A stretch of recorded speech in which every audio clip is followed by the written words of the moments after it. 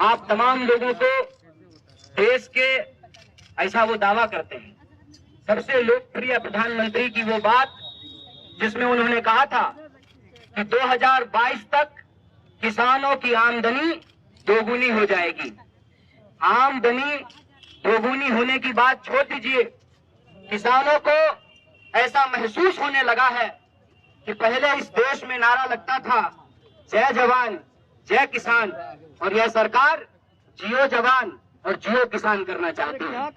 किसानों को ऐसा लगने लगा है कि उनकी फसल के दाम को दुगना नहीं किया जाएगा, बल्कि उनको अपने ही खेतों पर मजदूर बना दिया जाएगा। मजबूर किसान को ये बड़े बड़े धन्ना सेठों के हाथ मजबूर बना देने की साजिश रच रहे हैं। मैं लंबी चौड़ी बात नहीं करूंगा। इस बिल के संबंध में जो झूठ बोला जा रहा है और ये कहा जा रहा है किसानों को भड़काया गया है, उस संबंध में अपनी कुछ बात कहना चाहता हूँ। सबसे पहले, किसान को कोई भड़का नहीं सकता है। किसान अपने खेतों में बखूबी बैलों को काबू करना जानते हैं, और मैं सरकार साहब से ये कहना चाहता हूँ कि जो किसान भड़के हुए बैल को काबू कर सकते हैं, वो भड़की हुई सरकार को भी काबू में लाना जानते हैं, उनको कोई भड़का नहीं सकता है। दूसरी बात ये कहते हैं कि हम किसानों के फायदे के लिए कानून लेकर के आए हैं। मुझे एक बात बताइए, हिंदुस्तान के इतिहास में ये पहली बार हो रहा है कि ये किसानों के फायदे के लिए बिल लाए हैं। किसानों को ये भला करना चाहते हैं, लेकिन किसान चाहते हैं कि ये भलाई हमको ना मिले। ऐसा क्यों हो रहा है? ऐसा इसलिए हो रहा है कि बड़े पैमाने पे झूठ बोली गई है, बड़ा पैमाने पे प्रोपेगेंडा फैलाया गया है। सबसे पहले इन्होंने कहा कि सिर्फ पंजाब के किसान ही क्यों विरोध कर रहे हैं। बिहार में 2006 में जब बाजार समिति को समाप्त किया गया तो यही बात कही गई थी कि बाजार समिति समाप्त हो जाएगा, बाजार समिति में जो करप्शन होता है वो करप्शन समाप्त हो जाएगा और किसानों की आय दोगुनी हो जाएगी। आज बिहार के किसानों की क्या हालत है, उस पर एक घुमंतु पत्रकार है पुष्पमित्र जी, उन्होंने एक किताब लिखी है रुकतापुर। उसमें जाकर के देखिए कि 2006 में जो बाजार समिति समाप्त की गई, उसके बाद किसानों के फसल का क्या हुआ है, उनकी आमदनी का क्या हुआ है।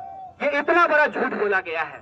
मैं आपसे ये कहना चाहता हूं कि ये पूरा का पूरा प्रोपेगेंडा ये है कि ये देश में किसानों के फसल की खरीद फरोख्त को कुछ धन्ना सेठों के हाथ में सिमेट देना चाहते हैं। ये कहते हैं कि किसान अपनी फसल कहीं भी बेच पाएगा। किसान पहले भी अपनी फसल कहीं बेच सकता था, इसमें तो कोई नई बात नहीं है। और आप कहते हैं कि दूसरे राज्य में भी किसान जाकर के अपने फसल को बेच सकता है। आप जो लोग खेती किसानी करने वाले लोग हैं, हम लोग बालकनी में गमला में पुदीना नहीं उगाते हैं, खेत में काम करते हैं। आप बताइए कि हमने टमाटर उगाया है, टमाटर को जब हम खेत से तोड़ेंगे तो टमाटर को क्या बिना प्रोसेसिंग किए हुए हम हरियाणा ले जा सकते हैं? तमाम तरीके की झूठ इस किसान बिल के संबंध में बोला जा रहा है। सीधी बात यह है कि आज इस देश में जो हम लोग को राजनीति का एक मॉडल देखा है कि जो लोग सरकार बहादुर को चंदा देते हैं हेलीकॉप्टर पे उड़ने के लिए, उनको जो इलेक्शन में कमीशन मिलता है, कहते हैं ना वन नेशन वन कमीशन की योजना का साजिश ये है कि इस देश में जिन धन्ना सेठों के कमीशन से यह सरकार चुनाव लड़ती है, चुनाव में हेलीकॉप्टर उड़ाती है, आसमान में उड़ती है, उन्हीं कमीशन के बदौलत ये इस देश के किसानों की धरती को उनके हाथों में गिरवी रख देना चाहते हैं। वन नेशन वन कमीशन की योजना ये है कि पूरे देश में चाहे किसान हो, मजदूर हो, BSNL हो, रेलवे हो, तमाम तरीके के संस्थानों को ये अपने प्रिय दोस्तों के हाथ में बेच देना चाहते हैं। और ये जो बिकवाली है, ये बात याद रखिएगा कि आज के किसान जब इस बिकवाली का विरोध कर रहे हैं तो ये सिर्फ किसानों की लड़ाई नहीं है, ये लड़ाई सबसे पहले इस देश के मिडिल क्लास और गरीबों की लड़ाई है। मिडिल क्लास और गरीबों की लड़ाई कैसे है आप देखेंगे। हम पटना में बात करते हैं, जब बख्तियारपुर के किसान, भंडारक के किसान सब्जी लेकर के सुबह शटल से आते हैं पटना, तो तमाम मंडियों में सब्जियां पहुंचती हैं और वहां पे कंपटीशन होता है और मिडिल क्लास के जो लोग हैं झोला लेकर के 5 दुकान में घूम करके सस्ता भिंडी और सस्ता मिर्च खरीद लेते हैं। लेकिन जब किसानों की खरीद फरोख्त का अधिकार एक कंपनी के हाथ में होगा, तो जैसे इस देश में आपको याद होगा कि बीएसएनएल जब रेट तय करती थी, बीएसएनएल के पास जब लाइसेंस था तो प्राइवेट कंपनियां कंपटीशन में फ्री जियो धनाधन करा रही थी। जब से बीएसएनएल समाप्त हो गया है तब से आप देख लीजिए कि लगातार मोबाइल के इस्तेमाल करने का जो रेट है वो बढ़ता जा रहा है। मैं यही कहना चाहता हूं कि इस पूरी की पूरी लड़ाई में एक बात है कि अगर दूसरे उत्पाद को उपजाने वाले या बनाने वाले जो लोग हैं वो उसका एमआरपी तय कर सकते हैं, तो क्या किसान अपने फसलों का एमएसपी नहीं तय कर सकते हैं? और किसान क्या मांग रहे हैं? किसान कह रहे हैं कि आपने कानून बनाया है तो सबसे पहले जो आप ये दावा करते हैं कि एमएसपी समाप्त नहीं होगा, तो आप यह बात कहिए, आप यह बताइए कि अगर कहीं भी एमएसपी से कम पे खरीद होती है तो ये एक आपराधिक काम होगा, उसके ऊपर क्रिमिनल केस किया जाएगा। आप बिहार का उदाहरण लेकर के देख लीजिए, तमाम फसलों का जो एमएसपी तय किया जाता है उस एमएसपी से नीचे धान की खरीद होती है, मक्के की खरीद होती है, गेहूं की खरीद होती है। अभी तो सिर्फ कुछ अनाजों का एमएसपी तय किया जाता है। मैं कहता हूं कि हम सिर्फ अनाज खा करके जिंदा नहीं रहते हैं, हमको तेल की जरूरत पड़ती है, हमको टमाटर की जरूरत पड़ती है, हमको सब्जियों की जरूरत पड़ती है। क्या किसी भी चीज का एमएसपी तय किया जाता है? आप किसानों के बारे में सोचिए, जब अपने खेत में वो गोभी तोड़ करके मंडियों की तरफ चलते हैं और कहते हैं जो वहाँ पे मंडियों में बैठने वाले लोग हैं कि आज गोभी बहुत उतर गया है, इसीलिए आपको गोभी का रेट नहीं मिलेगा। इतना कम रेट मिलता है किसानों को कि कई बार वो खेत में ही फसल छोड़ देते हैं। ये जो इस देश में अन्नदाताओं के साथ इतना बड़ा अत्याचार हो रहा है, और इस अत्याचार में जो सबसे साजिश वाली बात यह है कि इस देश में नारा लगा जय जवान जय किसान।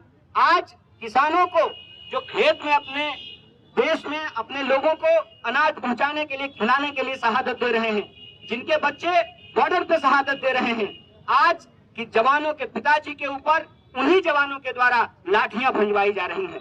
तो जय जवान जय किसान का जो ये नारा है, इसको अगर हम मुकम्मल करना चाहते हैं, इसको अगर हम पुख्ता करना चाहते हैं, तो एक बात हमको समझना पड़ेगा कि ओवरऑल पूरी संपूर्णता में जब आप इस लड़ाई को देखेंगे, जैसा कि पूर्व के वक्ताओं ने आपको कहा कि मजदूर अपने हक के लिए लड़ रहे हैं, नौजवान अपने हक के लिए लड़ रहे हैं, विद्यार्थी अपने हक के लिए लड़ रहे हैं, किसान अपने हक के लिए लड़ रहे हैं। दरअसल ये लड़ाई अलग अलग नहीं है, ये लड़ाई इस देश में जमहूरियत को बचाने की लड़ाई है। ये लड़ाई इस देश में को कुछ धन्ना सेठों के हाथ बिकने से बचाने की लड़ाई है। ये लड़ाई इस देश में तमाम वर्ग के, चाहे वो मिडिल क्लास हो, चाहे वो मजदूर हो, चाहे वो किसान हो, चाहे वो गरीब हो, महिला हो, आदिवासी हो, तमाम तरीके के शोषित पीड़ितों के हक और अधिकार को बचाने की लड़ाई है, आने वाली पीढ़ी को बचाने की लड़ाई है। इसीलिए इस लड़ाई को हम लोकतंत्र और संविधान बचाने की लड़ाई के तौर पर देखते हैं। इसीलिए हमारा आप तमाम लोगों से आग्रह है, और एक बार यहाँ जो मौजूद हैं तमाम किसान संगठन के लोग, उनके तमाम नेताओं को और आप तमाम साथियों को बधाई देते हुए, उनका स्वागत करते हुए कहना चाहते हैं कि इस लड़ाई को हमको जय जवान जय किसान और जय संविधान के तौर पे लड़ना पड़ेगा, और इस देश की सरकार को बताना पड़ेगा कि इस देश में जो कमाने वाले लोग हैं उनके कमाने के अधिकार को, उनके काम को, उनके फसल के दाम को और लोगों के पढ़ने लिखने काम करने के अधिकार को आप छीन नहीं सकते हैं। ये हमारा लोकतांत्रिक अधिकार है, और इस लोकतंत्र को बचाने की लड़ाई में किसानों, मजदूरों, आम लोगों को बचाने की इस लड़ाई में हम लोग कंधे से कंधे मिला करके खड़ा हैं। हम किसान नहीं हैं, लेकिन हम किसान परिवार से आते हैं, और हम ये जानते हैं कि किसान अगर अनाज नहीं उगाएगा, आप सोचिए कि अगर किसान मशरूम नहीं उगाएगा तो मोदी जी का गाल जो है वो टमाटर की तरह टूटू लाल होगा। तो जो मशरूम वो खाते हैं, मैंने तो कहा एक जगह ये बात कि काश हमारे किसान मशरूम के साथ थोड़ा शर्म भी उगा पाते, और इस देश के बेशर्म नेताओं को फ्री धनिया स्कीम में जो है थोड़ा शर्म भी दे पाते, तब इनको समझ में आता कि किसान आज किन परिस्थितियों से गुजर रहा है। एक आखिरी उदाहरण के साथ मैं अपनी बात को खत्म करूंगा। दिल पे हाथ रख करके आप एक बात भी सोचिएगा, इस देश में कलेक्टर साहब का बेटा कलेक्टर बनना चाहता है, एक्टर साहब का बेटा एक्टर बनना चाहता है, डॉक्टर साहब का बेटा डॉक्टर बनना चाहता है, फार्मर साहब का बेटा फार्मर क्यों नहीं बनना चाहता है? आप सबके लिए, हमारी रगों में दौड़ने वाले खून के लिए, सांस के लिए अनाज सबसे बुनियादी जरूरत है। उसको पैदा करने वाले जो किसान हैं वो अपने बच्चों को किसान क्यों नहीं बनाना चाहते हैं? क्यों हमारे पिताजी ने कहा कि जाओ दिल्ली तैयारी करो, कलेक्टर बन जाओ? क्यों उन्होंने नहीं कहा कि गांव में रहो, खेती करो, फार्मर बनो? और कहते हैं कि अन्नदाता धरती पर सबसे बड़े महान काम में लगे हुए हैं। आज अन्नदाता अपने बच्चों को किसान क्यों नहीं बनाना चाहते हैं? इसीलिए नहीं बनाना चाहते हैं कि उनको मालूम है कि हार तोड़ मेहनत करने के बाद जब वो अपने फसल को बेचने के लिए जाएंगे तो उनका फसल ही उनके लिए फांसी का फंदा बना दिया जाएगा। ऐसी व्यवस्था देश के अंदर की गई है। इस व्यवस्था को बदलने के लिए देश के जो किसान हैं उनके पक्ष में हम तमाम लोगों को, चाहे हमारा कुछ भी प्रोफेशन हो, हमारा कोई भी वर्ग हो, उनके साथ हमको खड़ा होना चाहिए। और हमको ये सोचना चाहिए कि किसानों को बदनाम करने की जो साजिश है, इस बदनामी से हमको घबराने का जरूरत नहीं है। और एक उदाहरण आप लोग जानते हैं कि जब किसी विधवा की जमीन कब्जा करना हो तो सबसे पहले उसका चरित्र हरण किया जाता है, सबसे पहले उसको डायन होने का आरोप लगाया जाता है। और आज जब देश के किसान अपने हक के लिए लड़ रहे हैं तो टीवी स्टूडियो में बैठे हुए बिके हुए पत्रकार किसानों को बदनाम कर रहे हैं और वो कह रहे हैं कि पंजाब के किसान ही क्यों विरोध कर रहे हैं। तो साहब, आंख खोल करके देख लीजिए, पंजाब के किसान सिर्फ विरोध नहीं कर रहे हैं, पंजाब के किसान इस आंदोलन की अगुवाई कर रहे हैं। और ये बिहार की धरती है।